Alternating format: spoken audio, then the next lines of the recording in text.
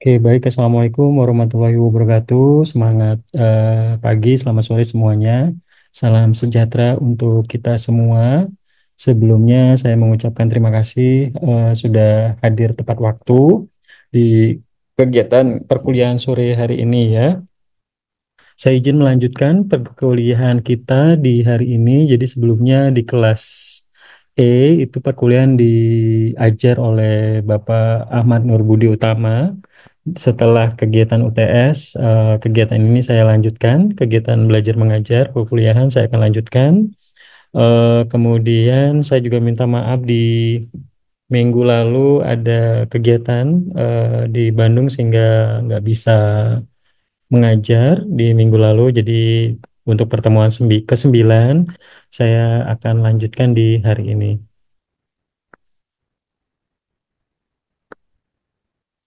Oke. Materinya sudah terlihat teman-teman semua?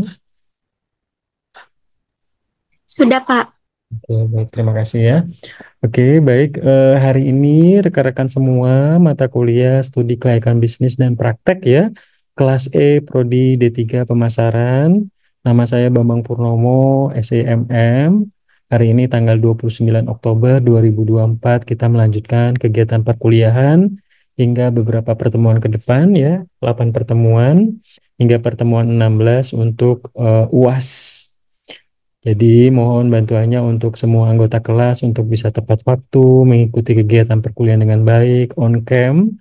Karena selama kegiatan perkuliahan ini, karena saya di luar kota, tidak di Jambi, di kota Bengkulu, jadi saya untuk kegiatan perkuliahan akan saya jalankan lewat online.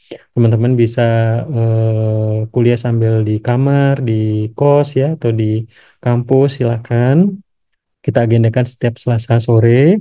Yang kalau Kak saya nggak ada kegiatan, insya Allah saya rutinkan dan masuk terus. Kemudian rekan-rekan semua, mungkin sebagian besar mungkin belum kenal dengan saya. Saya coba izin perkenalkan dulu rekan-rekan semua. Nama saya Bambang Purnomo. Saya lahir di Jambi 10 April 1985. Kemudian latar belakang pendidikan saya lulus S1 di Universitas Andalas ya, masuk kuliah di tahun 2003. Kemudian melanjutkan studi program S2 Magister Manajemen di Universitas Sriwijaya tahun 2009. Saat ini saya aktif sebagai dosen praktisi di Fakultas Ekonomi dan Bisnis Universitas Jambi, termasuk di Prodi D3 ya. Alhamdulillah hari ini saya bisa berkesempatan untuk bertemu adik-adik semua, teman-teman semua, sehingga harapannya ilmu yang mungkin saya miliki bisa saya tularkan dan teman-teman bisa bertanya ya lebih lanjut untuk kegiatan studi kelayakan bisnis ataupun mata kuliah lain ataupun keilmuan dan pengalaman saya dari sisi praktisi.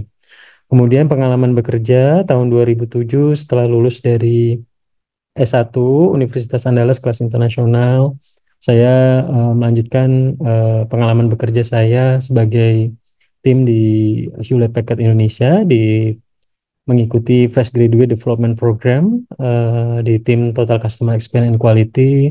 Kemudian saya juga bersempat di Jakarta ya bertugas, kemudian di Lampung, dan terakhir di Medan ya sebagai Area Development Manager area Sumatera Territory. Kemudian untuk setelah tahun 2009 saya melanjutkan karir di Telkomsel sebagai Staff Market and Customer Development di Palembang, kemudian juga sempat bertugas di Bengkulu.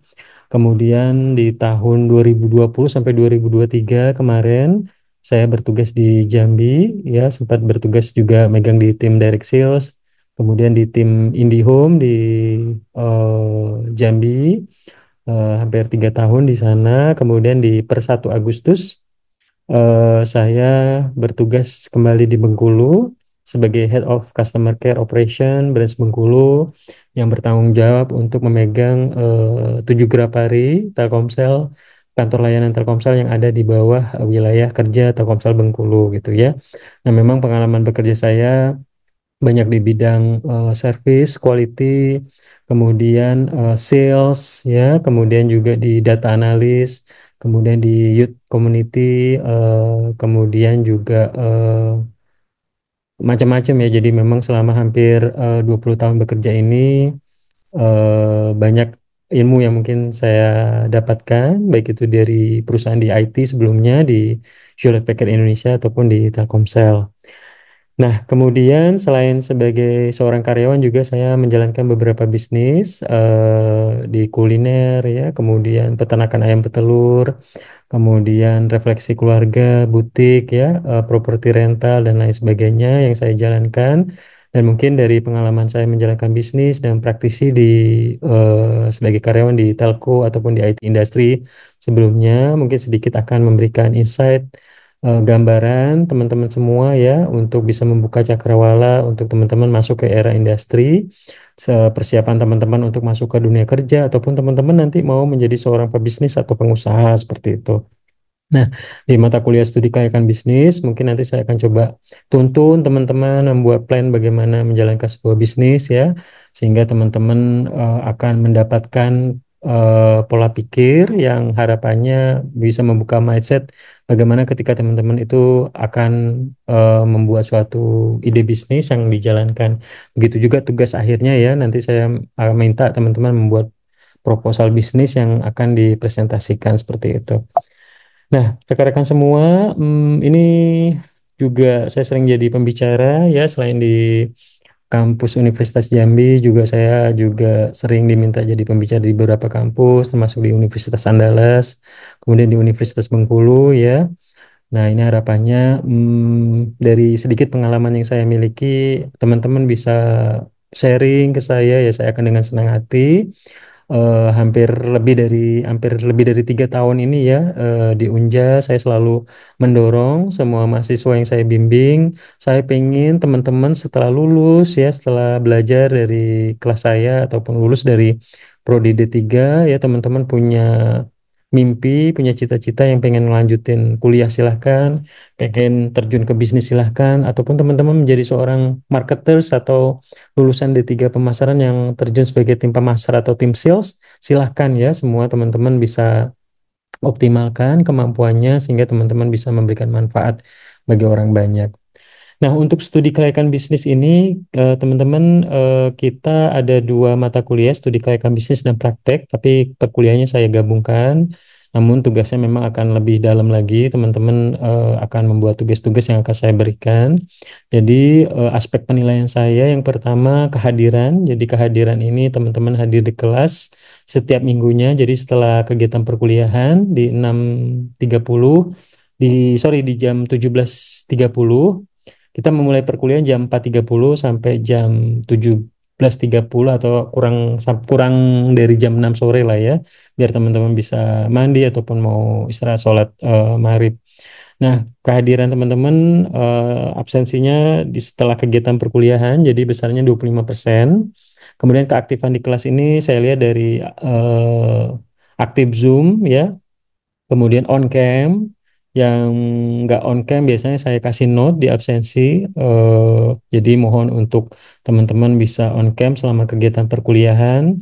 Yang di jalan ataupun di manapun silakan bisa melipir dulu, berhenti dulu. Kita hanya kuliah sebentar, 1 jam, tapi pengen saya sampaikan bahwa ketika kita fokus dengan perkuliahan, kita dapat ilmunya dan tentunya juga teman-teman bisa fokus dengan kegiatan perkuliahan.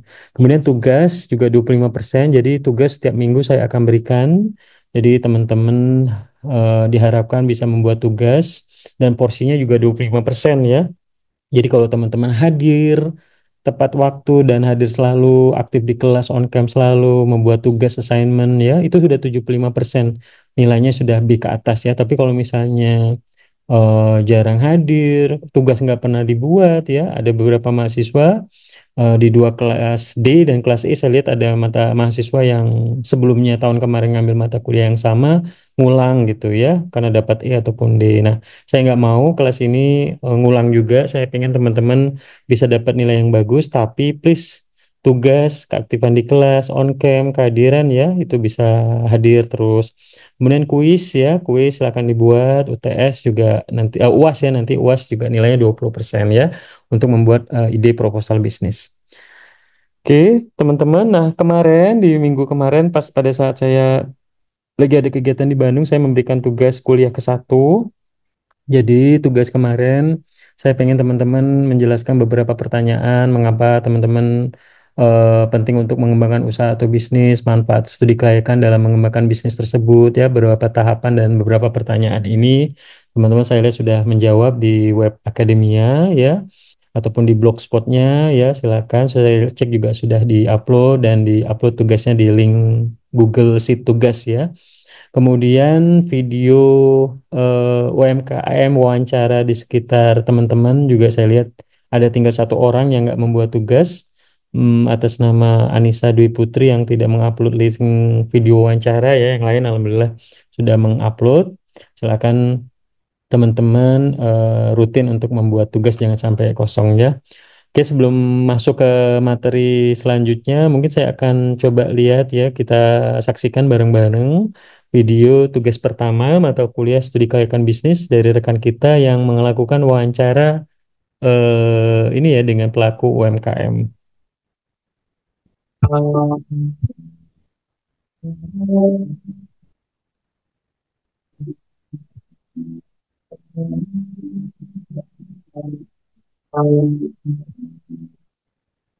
Perkenalkan, nama saya Aurel. Saya dari Universitas Jambi. Nama kakak siapa? Mas Ayu. Oke, saya di sini izin wawancara ya kak. Saya ingin bertanya, nama usaha yang kakak jalani sekarang apa? ST Poci. ST Poci. Terus sudah berapa lama? Baru setengah tahun 6 bulan ya kak. Mengapa memilih ST Poci? Karena jual minuman lebih enak daripada jual makanan. Oh ya. Terus berapa kira-kira modal membangun bisnis ini? Kurang lebih modal awalnya hampir 10. 10 juta ya. Terus berapa jumlah karyawan yang sekarang ada satu ya? Terus berapa omset per bulannya? 3 jutaan. 3 jutaan. Terus apa kendala atau tantangan saat menjalani bisnis ini? Ya kalau misalnya cuaca sih pertama ya. Terus bagaimana strategi promosi penjualan kakak di daerah sini? Kita lebih ke Instagram, kayak gitu. Lebih ke media sosial ya kak. Terus siapa pesaing usaha kakak sama menjalankan ini? Pedagang asongan. Oh, pedagang asongan ya. Oke, terima kasih ya kak.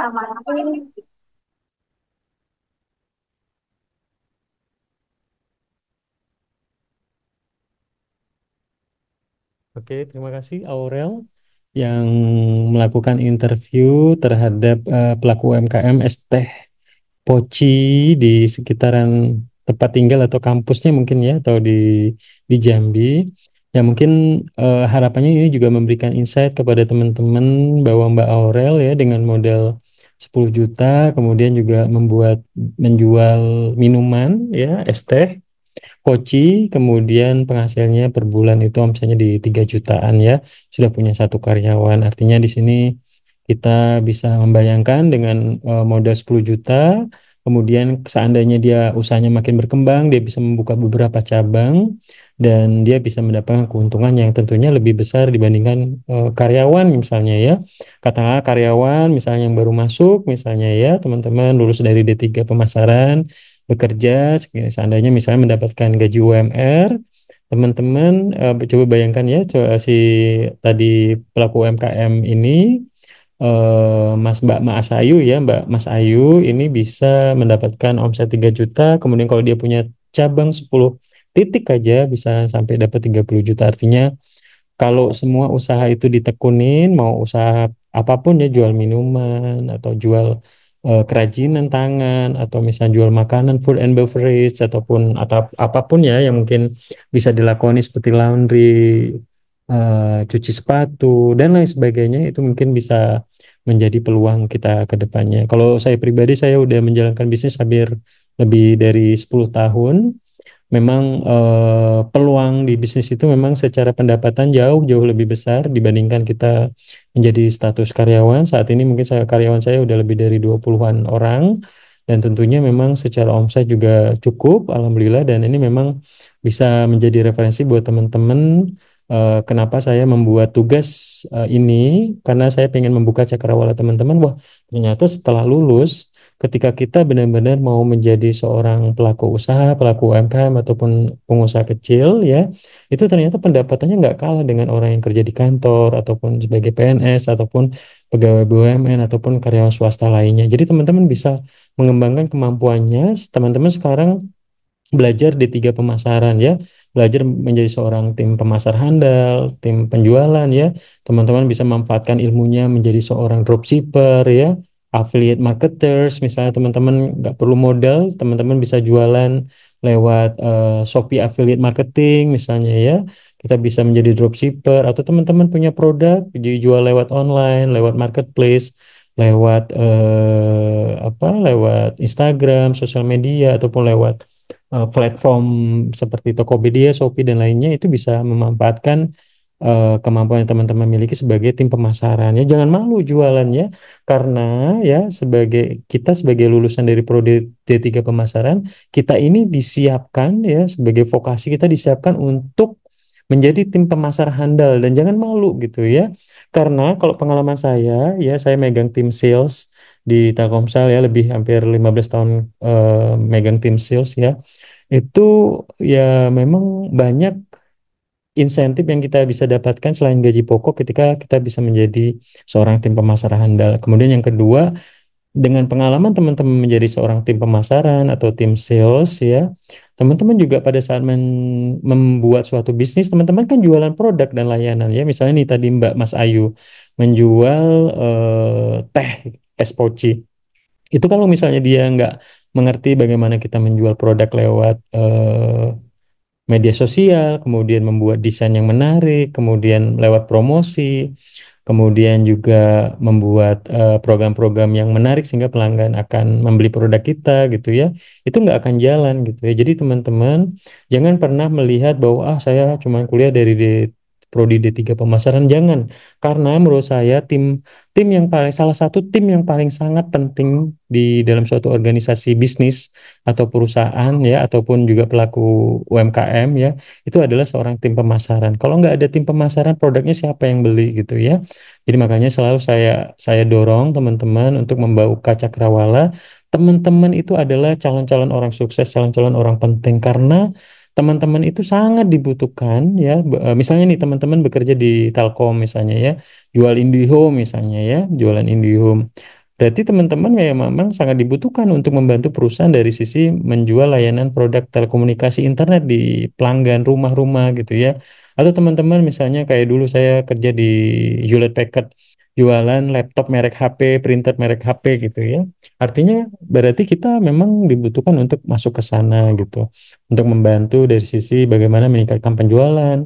Kebetulan saya juga ngajar digital marketing, bagaimana kita bisa mengoptimalisasi digital marketing untuk bisa menjual produk dengan banyak ya seperti itu. Ingat ya, prinsip dasar bisnis adalah dengan prinsip ekonomi ya dengan modal sekecil-kecilnya mendapatkan keuntungan sebesar-besarnya. Artinya dengan kita membuat bisnis ataupun kita bekerja menjadi bagian tim pemasaran, tujuannya kita di hire atau dipekerjakan oleh suatu bisnis atau perusahaan adalah untuk meningkatkan omset perusahaan tersebut ya.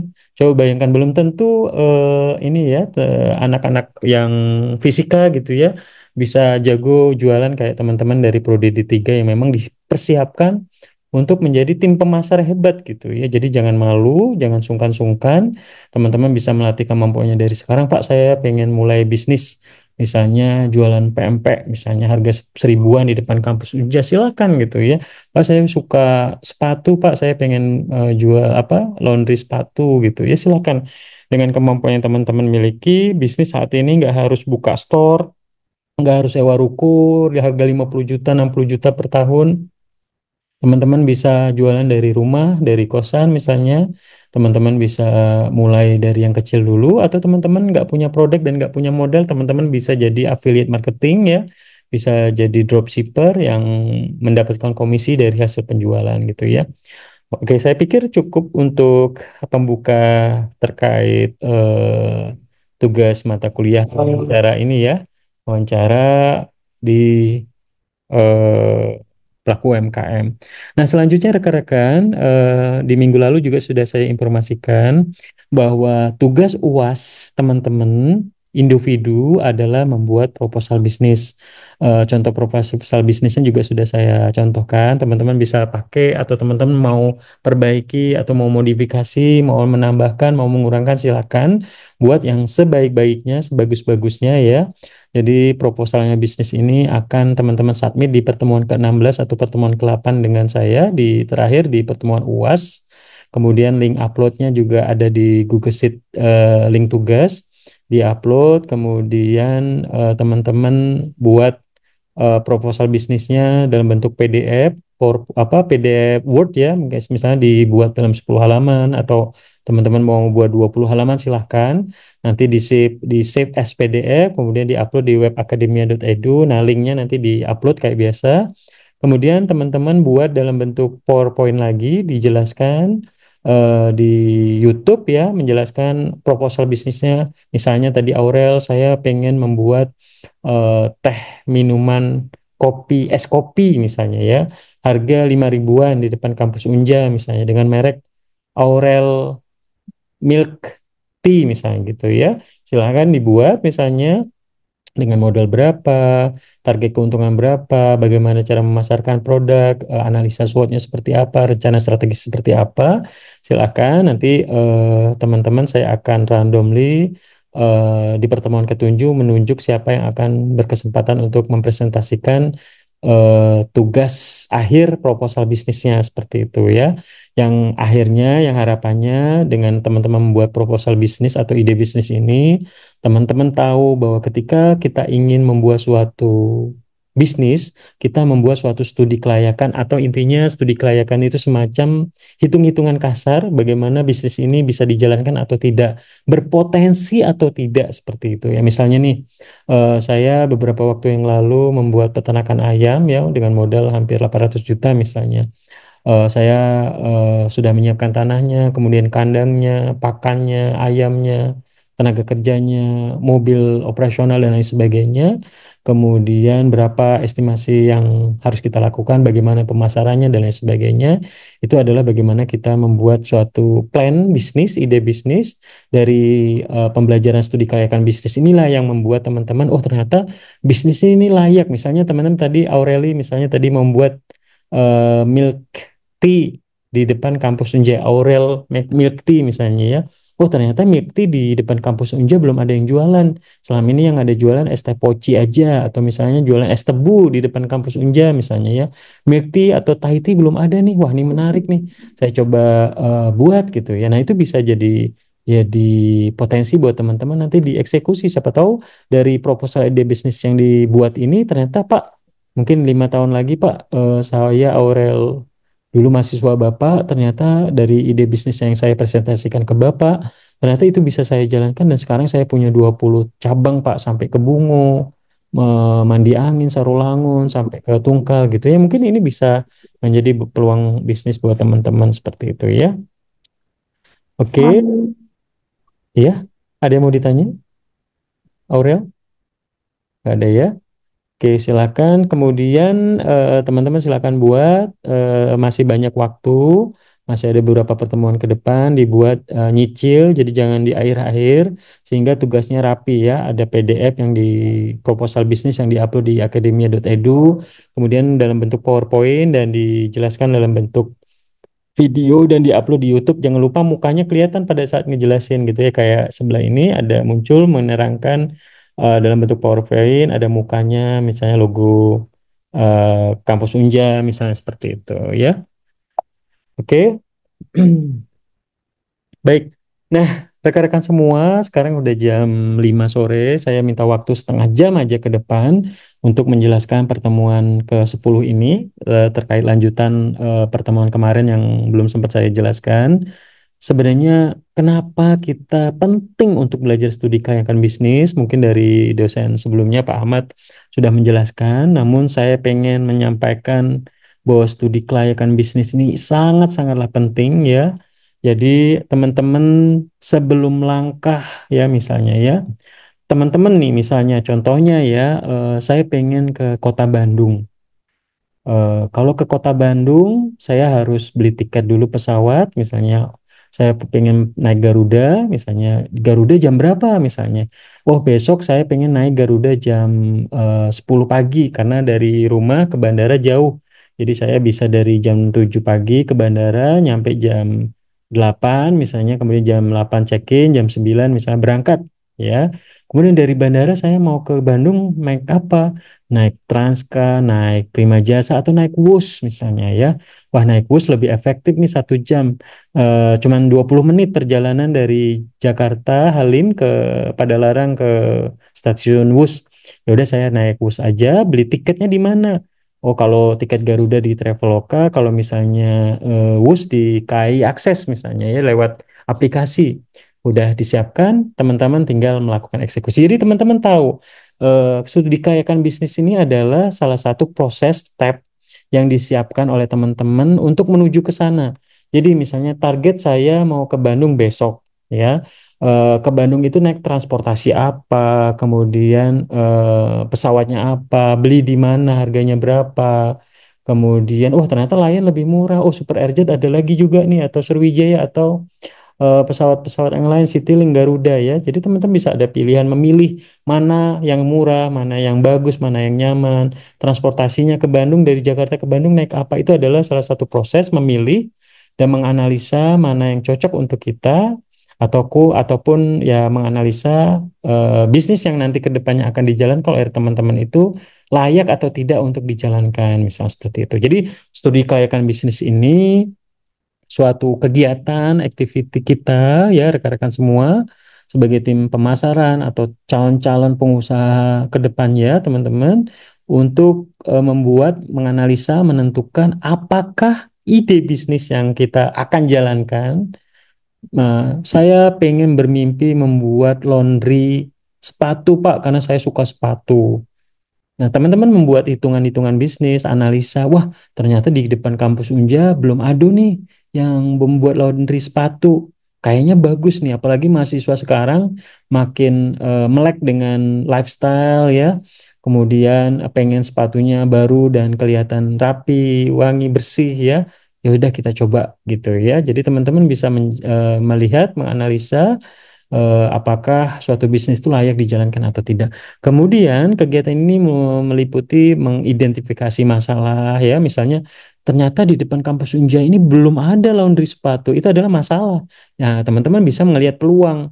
Wah, peluang nih buat saya. Saya bisa membuat laundry sepatu nih di depan kampus Unja. Atau tadi si Aurel misalnya, wah di depan kampus Unja belum ada Thai tea atau milk tea nih.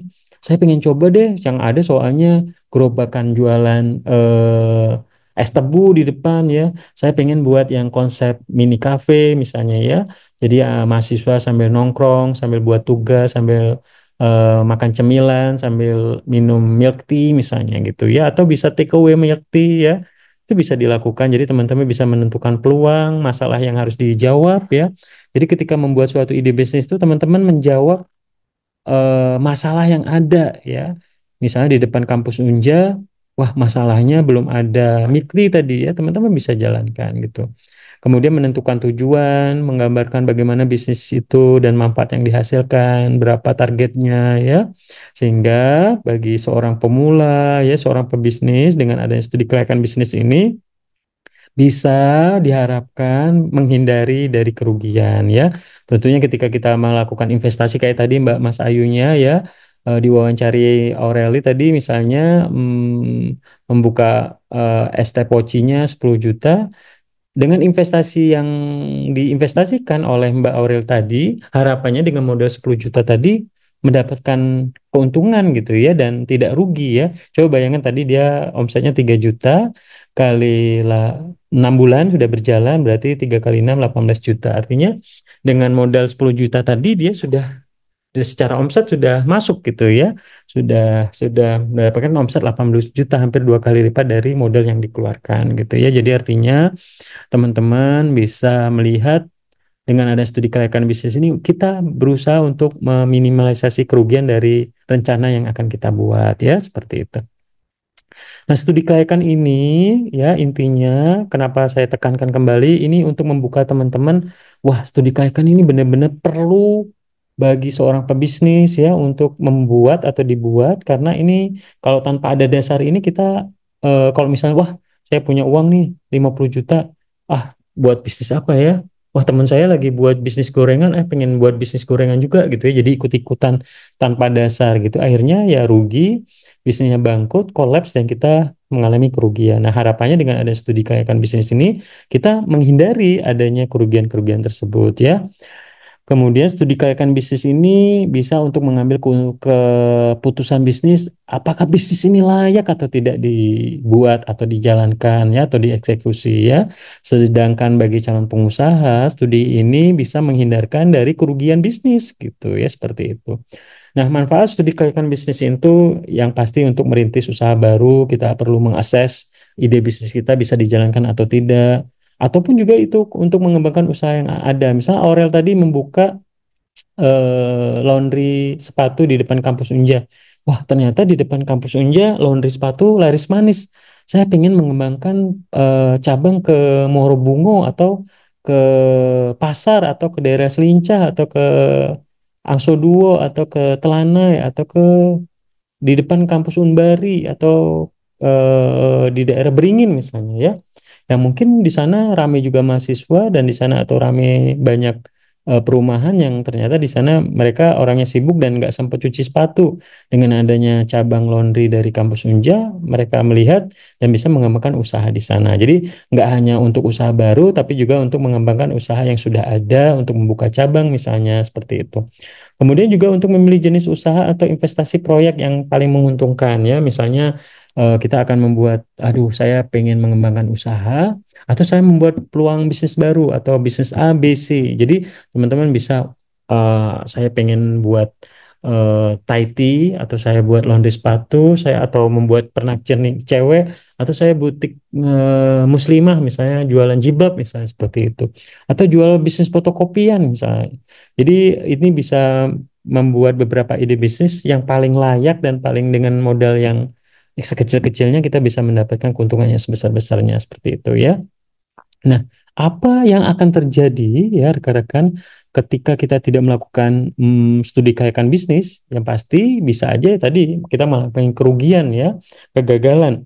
Kadang kita nggak tahu hitungan return on investment ya, atau tingkat pengembalian modal misalnya tadi dengan modal 10 juta Mbak Ayu buka teh poci ya, TS teh poci, ternyata dalam 6 bulan udah dapat 18 juta ya. Jadi artinya mau secara modal sudah kembali gitu ya 10 juta ya. Dengan 3 bulan aja sudah mendapatkan sekitar 9 juta. Artinya dia bisa balik modal di dalam bentuk 3 bulan gitu ya, dalam waktu 3 bulan ya. Jadi dengan adanya studi kelayakan bisnis ini kita bisa melihat bisnis itu layak atau tidak layak untuk kita jalankan. Oke, teman-teman, untuk hari ini materi yang pengen saya sampaikan ke rekan-rekan semua adalah kalau kemarin sebelumnya kalau saya lihat dari materi yang udah diajar oleh Pak Ahmad mengenai aspek pasar. Nah, kalau sekarang saya coba melanjutkan dari aspek persaingan bisnis ya, persaingan bisnis. Nah, di dalam melakukan studi kelayakan bisnis ya, yang pertama, kita akan mencari informasi sebanyak-banyaknya, mengumpulkan data, ya, persaingan, harga. Misalnya tadi ya, teman-teman buka Thai tea di depan kampus Unja, ternyata sudah ada nih pesaing-pesaing sejenis ya. Walaupun mungkin bidangnya yang beda, misalnya es teh kan juga sejenis ya, dia jual minuman juga. Es tebu dia kan sejenis juga ya. Jadi harganya berapa? Kalau misalnya mereka jualan di harga 5.000, teman-teman di harga 50.000 ya kemahalan gitu ya. Nggak cocok gitu ya. Jadi kita harus mengumpulkan informasi, data sesuai dengan segmen pasar yang akan kita masuki. Kemudian diolah datanya, kita bisa sajikan informasi dari pesaing A, B, C, D. Mereka memiliki harga seperti ini, mereka membuat store yang besar atau mereka cuma hanya pakai gerobakan misalnya ya. Kemudian kita setelah itu dari hasil data yang kita analisa kita bisa mengambil keputusan bahwa studi kelayakan itu bisa dijalankan atau tidak atau dibatalkan ataupun kita merekomendasi dan baru mengeksekusi kalau usaha ini benar-benar bisa layak dijalankan baru kita eksekusi gitu ya. Kemudian aspek dalam studi kelayakan bisnis yang pertama yuridis ya secara hukum misalnya kalau kita masih usaha kecil-kecilan ya misalnya ya, kayak tadi ST Poci mungkin kita nggak perlu membuat badan usaha seperti CV, PT ya. Tapi kalau misalnya teman-teman sudah skalanya besar, teman-teman pasti akan berhubungan dengan hukum dari sisi membuat badan usaha, misalnya ya CV Aureli Mikti Jambi misalnya ya, atau misalnya CV firma PT ya, tergantung modal yang disetorkan. Kemudian aspek teknologi dan bisnis teknologi ya, teknis dan teknologis. Kemudian aspek pasar pemasaran yang mungkin sudah dijelaskan, aspek finansial, permodalan, pengelolaan keuangan, aspek organisasi tim, SDM, pelatihan ya, aspek persaingan dan aspek AMDAL. Nah, nomor 6 ini saya akan coba jelaskan aspek persaingan yang tentunya mungkin ini sangat penting buat teman-teman dalam menganalisa suatu kelayakan bisnis itu bisa dijalankan atau tidak. Nah, aspek persaingan bisnis dalam studi kelayakan bisnis ini ternyata di aspek ini kita menganalisis bagaimana pesaing dan kekuatan dan kelemahan pesaing ya. Jadi kalau sebelumnya mungkin aspek permodalan, yuridis, nah sekarang ternyata kita melihat dari sisi pesaing. Si Aureli membuka Aureli Milk Tea di depan kampus Unja. Pesaingnya apa aja? Berapa banyak pesaing di sana yang membuat jualan apa ya minuman gitu ya di sana ya. Sehingga kita tahu jumlah pesaing, kekuatan mereka apa, kelemahannya apa gitu ya. Pangsa pasar, harga, keunikan produknya, nama merek mereka apa gitu ya, packagingnya, distribusinya seperti apa, karyawannya jumlahnya berapa, promosinya seperti apa, teknologi produksi dan lain sebagainya. Sehingga kita tahu pada saat kita terjun, kita harus lebih baik dari mereka atau membuat sesuatu yang unik yang tidak dimiliki oleh mereka gitu ya. Nah, kemudian aspek persaingan bisnis ya, kita akan melihat menganalisa lingkungan internal kita dari sisi kita apa yang bisa kita lakukan, apa yang akan kita misalnya kita menggunakan milk tea, susunya misalnya kita harganya misalnya yang segmen menengah bawah atau misalnya menengah atas gitu ya. Kemudian teknologi seperti apa, packagingnya, bungkusnya, mereknya, logonya gitu ya. Kemudian lingkungan eksternal ya, lingkungan bisnis. Teman-teman akan berorientasi pada kebijakan, informasi untuk isu strategis yang luas, perencanaan strategis, kemudian juga analisis lingkungan juga ya. Ya, contohnya ya di internal sendiri, teman-teman bisa melihat dari sisi suppliernya, produksinya, tim pemasarannya, keuangannya, pemasaran, SDM ya, kemudian juga ke konsumen, pesaing. Kemudian juga aspek ekonomi juga ya, ekonomi kondisi daya beli masyarakat ya. Kemudian kalau misalnya musim hujan terus, mungkin kita melihat juga kalau jualan es teh atau Thai tea, kondisi hujan terus apakah menguntungkan atau tidak ya. Kondisi keamanan, apakah keamanan di wilayah tersebut aman atau enggak. Misalnya kita jualan gitu ya. Politik, kondisi politik yang enggak aman juga berimpact pada peluang kita untuk menjual produk. Misalnya kita berjualan di wilayah konflik, misalnya jualan di Palestina atau di jalur Gaza, ya mungkin tingkat keamanannya juga yang nggak aman. Tapi kalau di Indonesia kondisi juga stabil, relatif stabil ya, itu ya tingkat kesuksesannya juga lebih besar gitu ya. Kemudian budaya, masyarakat dan lain sebagainya. Kemudian lingkungan internal ini mulai dari tangible, mulai dari kalau kita lingkungan internal artinya konteks yang kita omongin adalah dari usaha yang akan kita jalankan dari sisi internal, SDM-nya, sumber daya, bagaimana kita mencari tenaga kerja yang akan menjalankan usaha kita, ya, organisasi. Kemudian intangible itu berupa teknologi, inovasi, reputasi, merek, dan lain sebagainya, ya. Kemudian sumber daya manusia ini dari kemampuan kita melatih SDM kita untuk bisa memiliki kemampuan dalam menjual produk layanan, membuat es teh tadi kan perlu di training misalnya ya. Kemudian kemampuan-kemampuan yang lain yang berhubungan dengan kondisi internal dari usaha yang akan kita jalankan. Contoh sederhananya tadi Teh Poci ya, dengan modal 10 juta Mbak Mas Ayu membeli tenda merah tadi ya, kursi, meja booth penjualan, kemudian misalnya wadah esnya, kemudian teh pocinya, kemudian packaging untuk ngelem dengan ininya ya, plastik minumnya, sedotan gitu ya. Kemudian tadi juga ada banner gitu ya, adalah lingkungan dari internal yang dimiliki oleh es teh poci tersebut gitu ya. Kemudian selain itu ada kekuatan-kekuatan yang mempengaruhi industri usaha atau bisnis yang dijalankan misalnya ya. Jadi misalnya tadi es teh poci jualan di Kota Baru misalnya di Taman Jomblo misalnya. Di sana ternyata pada saat dijalankan ternyata ada pesaing baru juga di seberang jalan gitu ya. Jualan namanya bukan teh poci misalnya ya. Namanya teh Aureli misalnya gitu ya. Ternyata tapi jualannya juga menggunakan produk teh yang kurang lebih sama gitu ya. Nah, ini juga menjadi ancaman pendatang baru bagi usaha yang akan dijalankan. Kemudian daya tawar pembeli ya, misalnya tadi harganya dimulai dari 6.000, 7.000, 10.000, 8.000 tergantung teh yang dibeli misalnya ya. Itu juga ada pengaruh dari daya tawar pembeli. Kalau seandainya jumlah penjualnya lebih banyak dibandingkan pembeli, pasti para penjual akan menawarkan produk semurah-murahnya sehingga impactnya adalah margin keuntungan semakin dikit dan pembeli juga akan memiliki daya tawar yang akan tinggi karena pembelinya sedikit gitu ya. Tapi kalau misalnya penjualnya cuma 2 orang ya misalnya, tapi pembelinya ada 100 orang, yang pasti mereka kedua penjual teh ini juga akan memonopoli gitu ya. Kurang lebih demikian gambaran filosofi awalnya. Kemudian substitusi ya seperti tadi ya, jualan teh poci di depannya jualan es tebu ya, atau jualan milk tea.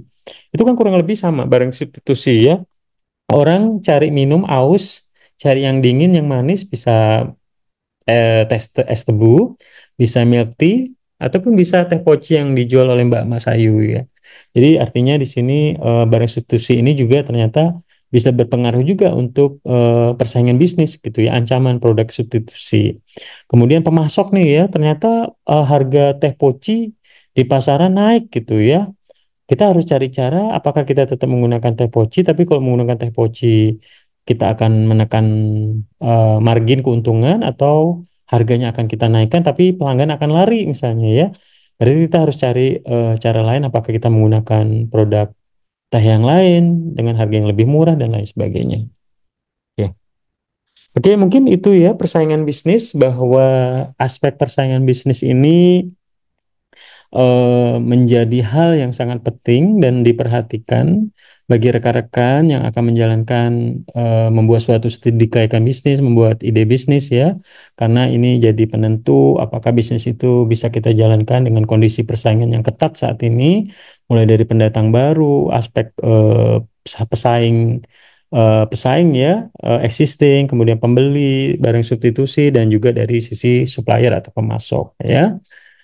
Oke, kalau selanjutnya untuk minggu depan, rekan-rekan semua, materinya nanti akan saya share. Jadi di minggu depan, ini tugas individu. Teman-teman silakan buat survei ke 25 responden. Teman-teman misalnya malam ini membuat form survei Google Survey-nya, kemudian langsung kirim ke grup kelas atau ke grup SD, SMP, SMA gitu ya, atau grup keluarga. Tolong bantu isi survei tugas misalnya ya. Kemudian hasil surveinya dalam bentuk di ini ya, teman-teman buat Google Form survei itu kan nanti teman-teman pada saat orang isi survei, teman-teman langsung bisa dapat hasilnya ya. Teman-teman bisa menampilkan dalam bentuk PowerPoint dan dijelaskan di video di YouTube. Kemudian link survei Google Form-nya sama video presentasi mengenai hasil dari survei yang dibuat di submit minggu depan paling lambat hari Senin jam 4 November jam 5 sore seperti biasa. Kemudian 3 orang ini Anissa Dwi Putri, Suci Permatasari, dan Muhammad Lutfi Herlambang yang akan berkesempatan menjelaskan hasil tugas surveinya. Misalnya dari Google Form survei ini teman-teman mendapatkan info 5 slide aja misalnya. Teman-teman silakan cukup 5 slide aja, nggak usah banyak-banyak ya. Nah, ini survei yang teman-teman lakukan, Muhammad Lutfi Herlambang bisa survei mengenai laptop. Kamu menggunakan laptop apa, mereknya apa gitu ya, digunakan untuk apa. Jadi nanti list pertanyaannya saya akan share contohnya, tapi teman-teman bisa modifikasi ya. Teman-teman bisa modifikasi, misal mau menambahkan nama, umur, alamat, pekerjaan gitu ya. Teman-teman bisa modifikasi. Nanti saya kasihkan contohnya. Ini untuk memudahkan teman-teman belajar pada saat nanti teman-teman ternyata penelitian tugas akhirnya membuat survei, teman-teman bisa membuat contoh seperti yang saya lakukan gitu ya.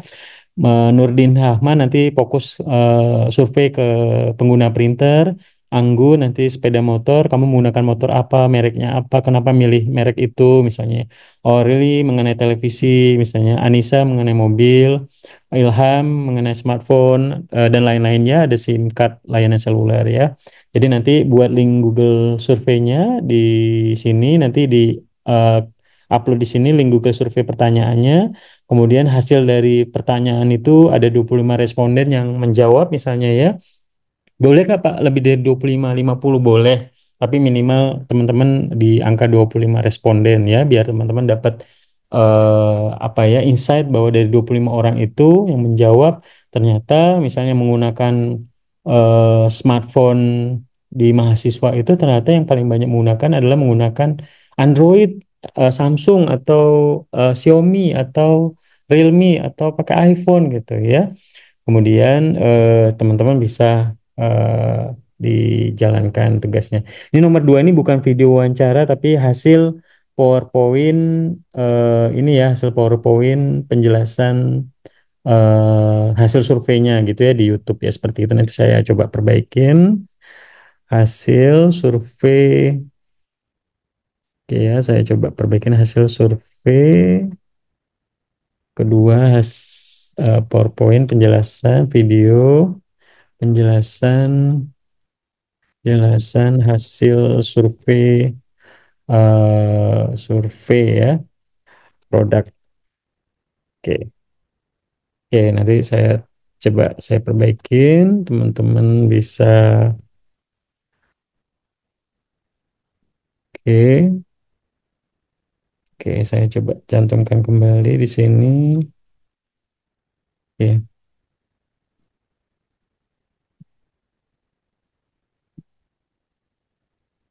oke saya. Nah di sini jadi tugasnya teman-teman nanti silahkan buat jadi eh, link Google surveinya kemudian dikumpul langsung di-share ke teman-temannya ya ke keluarganya atau ke kelas dan alumni misalnya nanti hasilnya teman-teman dibuatkan dalam bentuk PowerPoint penjelasan dan video di YouTube dan diupload di link Google Tugas ya seperti itu. Oke, mungkin itu untuk eh, tugas minggu depan, kira-kira ada yang mau ditanyakan sebelum saya cek absensi sore ini, silakan. Ada yang mau ditanyakan? Cindy Afrianti, nggak open cam. Oke, ada yang lain?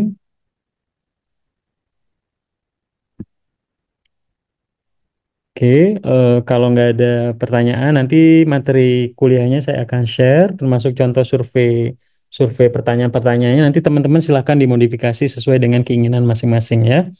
Oke, untuk absensi di Minggu tanggal 29 Oktober 2024 pertemuan kedua. Yang pertama Muhammad Lutfi Herlambang ada? Nggak ada ya Alfa. Kemudian Nurdin Rahman ada? Nurdin? Alfa ya? Nurdin tadi ada, Pak. Oke, nggak muncul Alfa. Kemudian Anggun ada? Hadir, Pak. Oke, hadir. Kemudian Aureli, Hadir, Pak. Anissa, Hadir, Pak. Ilham, oke, Norika, Hadir, Pak. oke, kemudian Hadir Pak. Ciro, Kenzuro, Hadir Pak. kemudian Suci Permatasari, Hadir, Pak. kemudian Laura Putri, Hadir, Pak. Alvin, Hadir Pak. Cindy Aprianti. Hadir, Pak. Open cam ya, ya. Hadir. Oke, Anggi dan Situmorang. Hadir, Pak. Oke, baik rekan-rekan semua, saya pikir cukup untuk kegiatan perkuliahan hari ini. Jadi saya akan memberlakukan untuk teman-teman untuk bisa lebih fokus dengan kegiatan perkuliahannya. Saya minta maaf teman-teman, saya minta untuk selalu on cam. Kemudian tugas ya setiap minggu tolong dibuat, jangan sampai kosong, jangan sampai mengulang dan teman-teman telat lulus kuliahnya. Di pas pada saat di Jambi, saya selalu sering sekali mengampu anak magang, khususnya dari D3. Nah, harapannya teman-teman, karena saya nggak bisa ngampu lagi anak magang ya di Jambi. Tapi kalau misalnya teman-teman, Pak, saya mau magang di Bengkulu karena orang tua saya di Bengkulu, silakan, saya akan dengan senang hati membantu teman-teman magang di Telkomsel Bengkulu ya. Tapi yang pasti dengan tugas-tugas yang saya berikan, deadline, dengan strict saya, teman-teman open camp, teman-teman akan kebiasa dengan pola kerja di industri ya saat ini yang harus disiplin, tepat waktu, buat tugas sesuai deadline, karena ini akan bermanfaat nanti pada saat teman-teman terjun setelah lulus kuliah ya, terjun ke dunia bisnis, dunia pekerjaan, walaupun teman-teman fokus untuk ini ya, fokus untuk menjadi seorang pebisnis ataupun pelaku karyawan profesional dan lain sebagainya.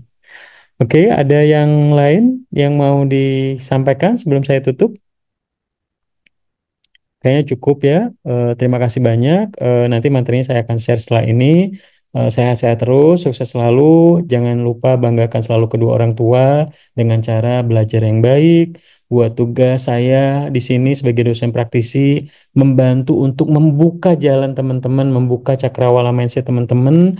Karena saya pengen semua mahasiswa yang saya ajar benar-benar dari hati yang paling dalam. Saya pengen pengabdian yang saya lakukan di Unja, mengabdi untuk membagi ilmu agar teman-teman bisa sukses. Nanti ketemu saya 10 tahun lagi, Pak. Saya Alvin, mahasiswa Bapak dulu di D3 Pemasaran. Sekarang saya sudah jadi toke beras di Morobungo, Pak. Saya sudah punya cabang di mana-mana gitu. Itu adalah kebahagiaan buat saya. Saya hanya mendorong teman-teman untuk sukses sehingga teman-teman harapannya dari dalam diri teman-teman lah yang bisa mengubah mindset, pola pikir, disiplinnya.